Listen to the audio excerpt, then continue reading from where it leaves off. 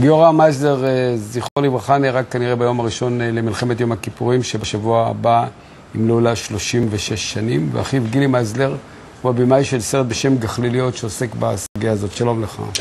במה עוסק גחליליות על פי הגדרתך? תאר לנו אתה את גחליליות, את פרי יצירתך. הסרט מספר שני סיפורים. סיפור אחד הוא סיפורו של גיורא, אחי, וסיפור על מותו היוצא דופן. והסיפור השני הוא סיפורי שלי, של מה שקרה לי שנים אחר כך במזרח, בנפאל, כשבנסיעה תמימה אני מוצא את עצמי מחפש שוב אחריו. שני הסיפורים שזורים זה בזה. יש דיווחים על כך שהוא נראה, הוא נעלם ב6 באוקטובר, יום פרוץ המלחמה, מבצע שובך יומין, עם הקידום של הטנקים מוקדם 181 אל עבר התעלה, ובסופו של דבר, ואז הוא נעלם, הטנק לא נמצא עד היום, אבל יש עדות ראייה של אחד מחבריו שאומר שאפילו ב14 לאוקטובר הוא ראה אותו. מאוחר יותר. הרבה יותר מאוחר, הוא ראה אותו. נכון. ואתה מתייחס לעדות כאל עדות אמינה. אני קטונתי. רבים, קודם כל מדובר באיש מאוד מאוד אמין, בחבר שהכיר אותו, ושנחקר בהיפנוזה מספר פעמים ותמיד עמד על דעתו. וקשה שלא להאמין שעדותו אמינה. גילי, אם הוא נהרג ב6 באוקטובר, היכן הוא נהרג? ואם ראו אותו ב14 באוקטובר, היכן ראו אותו? אם הוא נהרג זה לא ב6 באוקטובר אלא ב7, בבוקר, בהתקלות מערב סמוך לתעלה. את זה אנחנו יודעים מעדות של איש צוות אחד ויחיד ששרד, ואם הוא נראה סמוך לטסה.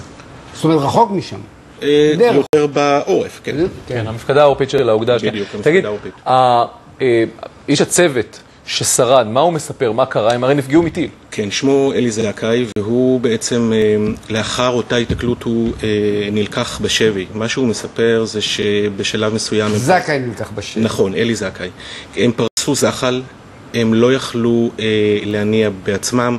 כעבור כמה שעות, כשהאור עלה, הם חטפו פגיעה ישירה בצריח מטיל. הוא עף, ולפי העדות, גיורא, אחי, שהיה נהג הטנק בחלק התחתון של הטנק, לא היה אמור להיפגע. אבל הוא אומר שהוא ראה אותו בטסה... לא, הוא ראה אותו, מישהו אחר חבר. אוקיי, שראה אותו בטסה, מה עושה? הולך במצב נפשי קשה, מה הוא ראה? הוא מספר שהוא רואה אותו עם ג'ריקן מים ומגבת באתנחתא, מחליפים כמה משפטים. הוא מעיד שנראה עליו שהוא כבר עבר איך הוא חווה את הטראומה, או משהו מהקרבות, אבל לא יותר מזה. נראה קטע מתוך הסרט, גחליליות, החיפושים אחר אחיך. קיבלנו על ידי קיסינג'ר אחרי 10:30 בקומה השישית של מלון המלך דוד. אני, לוטנברג וצילה ישבנו על ספה, כל השיחה נמשכה כ10 דקות. נפגשנו כמעט עם כל מי שאפשר. נכנסתי לחקירת המסתוריות עם מציאת גיורא מייזלר, אחרי שיחידת איתור נעדרים סיימה את עבודתה ולא הגיעה לתוצאות. זה דף שהופץ בצהל, כל מי שהיה בחזית הדרום. אני זוכר היטב אותי הולך בין חיילים ומושיט להם את הפלייר. אולי ראיתם, אולי אתם יודעים, ואולי תיקחו עוד כמה ותעבירו הלאה. תגיד גילי, אבל יש שרידים מהגופה? מה יש בקבר? 20 חודשים לאחר המלחמה היה הסכם החזרת גופות בין הישראלים והמצרים. המצרים החזירו כמה מאות גופות, 39 גופות, סליחה, ואחת מהגופות זוהתה בימים של פעם, לפני טרום ימי ה-DNA, גופה שהוכרזה ולמעשה זה יכול להיבדק גם.